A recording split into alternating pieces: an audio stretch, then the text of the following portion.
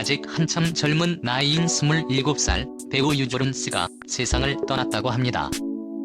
1995년생인 유조른 씨는 2018년 tvN 드라마 빅포레스트로 데뷔했으며 TV조선 드라마 조선생존기에 출연했다고 합니다.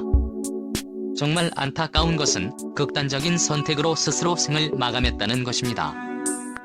특히 엄마, 아빠, 할머니, 오빠 제일 미안해. 공개된 유서에는 먼저 가서 미안해. 내 마음이 살고 싶지가 않다고 소리를 질러. 내가 없는 일상이 어쩌면 허전하겠지만 그래도 씩씩하게 살아줘. 울지마.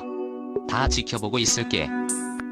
몸상해라면서 가족에 대한 마음을 드러내 팬들의 마음을 먹먹하게 만들었다고 합니다.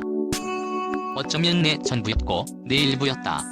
또 고인은 연기가 너무 하고 싶었다. 그런데 그 삶을 사는 게 쉽지가 않았다면서 마지막 인사를 남겼습니다.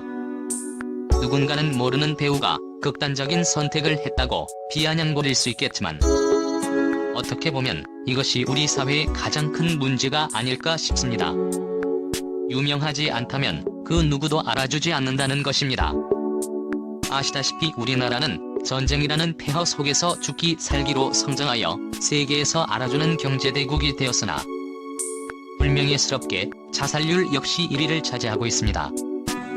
통계청 발표에 따르면 2020년 20대 청년 사망자 2명 중 1명은 스스로 목숨을 끊었다고 합니다.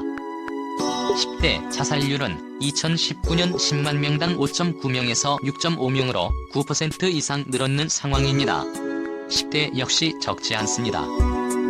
그리고 2020년에 코로나가 터지면서 우울증으로 인해 자살률은 더욱 늘어났습니다. 봄이 오면 꽃이 피고 여름에는 꽃들이 만발합니다.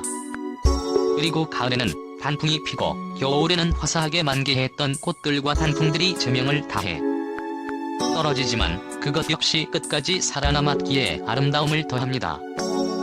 하지만 이렇게 안타까운 청춘들이 제대로 피어보지도 못하고 갑자기 세상을 등지는 게 씁쓸함을 넘어서 처량함을 느끼게 합니다. 전문가들에 의하면 청년 절망의 가장 큰 원인으로 기성세대와 현사회의 공감 실패를 꼽는다고 합니다.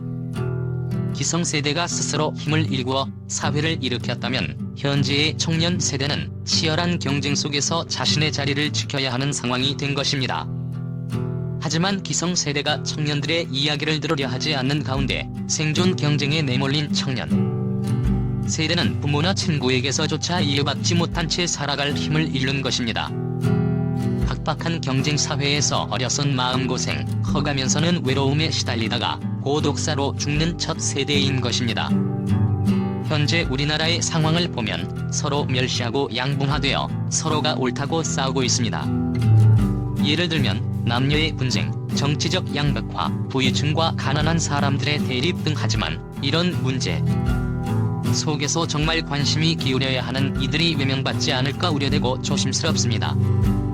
점점 심해지는 경쟁 과열과 물질 만능주의는 어느새 청년들을 억압하고 있습니다.